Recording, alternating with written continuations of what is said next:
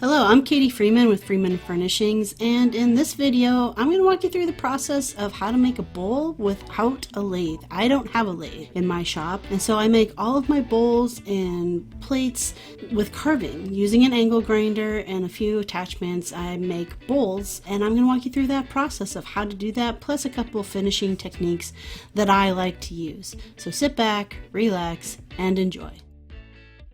From sapling to heirloom, every piece has a story, and it's our job to share that story.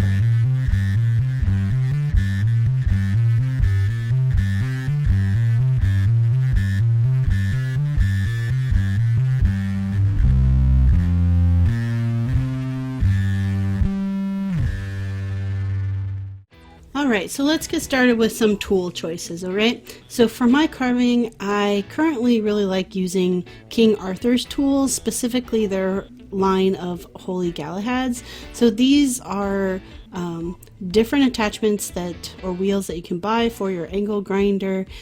This specific brand, King Arthur's, is made of tungsten like carbide. It's super tough and durable, like a set of 3 at coarse, medium, and fine lasts me a super long time, like over a year. And I do a considerable amount of carving, so these are really good tools. And they're called Holy Galahad because they have holes in them so that as the blade is spinning you can actually see through the blade to your workpiece.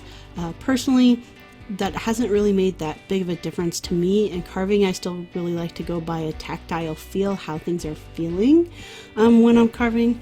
But essentially, so I start with a course, and pretty much for all of my bowls, I start with doing the majority of the outside first, doing the shape, rounding it out.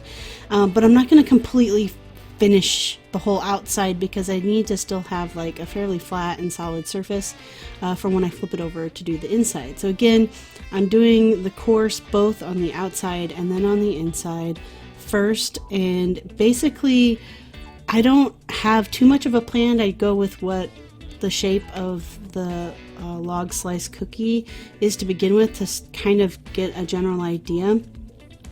And it depends on the shape of the piece on how I hold it. For this one, it was pretty easy because it was fairly small to just hold it with one bar clamp for quite some time down to my workbench table. And then eventually you can see I used some pieces of scrap wood to create kind of this V, so that as the circular motion of the angle grinder and some of these smaller grinding tools were used, it pushed it into the corner. So the large angle grinder that I use is just a Milwaukee angle grinder. They're small one. They're 4.5 inch, and I believe this one's like a 7 amp corded one. And the other grinding tool, the smaller one, is another King Arthur's tool, which is called their Merlin 2, and it comes with a whole set of wheels for that as well. So it also has like a Holy Galahad wheel for the smaller version, which is nice just to do some like small, more like refined carving movements. And I will include links for all of these tools in the description below, so you can go check that out. And just so you know, they are affiliate links, so if you do choose to purchase something from it, I get a small fee because they are affiliate links. Alright, so for sanding, there's several different methods that you can use to sand, but ever since I've bought this, again, it's another King Arthur's tool. It's called their Guinevere sanding system, and ever since I've bought this system, which comes with a different series of these like rotary tools that are rounded, it's really easy then to sand bowls specifically, or any kind of like uneven surface. There's all kinds of different tactics you can use, but this is what I've used and what works best for me. For the finish, I've used the Shou Sugi Ban, which is basically a Japanese technique of burning the wood in other projects, but this is the first time I've used it for a bowl.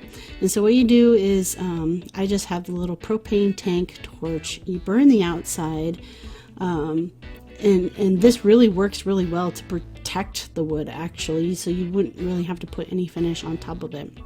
So, but you do want to get a good deep char on it, okay? And then to remove it, I use a series of these Nyla Locks flap wheels.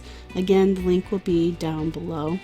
And for this project, I went straight to the higher grit, if you want to call it that, wheel, which is, I believe, 240 is what I used on it, because I didn't want to go all the way back down to the wood surface. So I could have used like an 80 grit, but I went with the higher grit because I wanted to keep that black charred look, but still like highlight some cool grain. As you can kind of see the texture there that shows up. And then on top of that, I did put a little bit of like a reddish orange dye, but it doesn't show up too much in the overall end project, which is fine. That is what I was going for, but I just wanted to give a little hue, so if you're looking at it kind of under the light, you can see it. And then the inside, I went with this like bright orange color. I really dig orange right now, and so you'll see it show up in a lot of my projects, but the bright orange against the black I think is just an awesome look. It's almost kind of like a gold look. And then for the final finish, I just went with Howard Feed and Wax, which is just orange oil and beeswax mixed together. It's a really nice finish. It smells amazing because of the orange oil, and it just works really well as a finishing product, especially since the exterior is burnt, and that alone should do most of the protection of this piece. Alright, so if you've enjoyed this video, please subscribe down below, check out more of my videos, and also check out my Patreon to help support me making more videos and projects like this in the future. Thanks!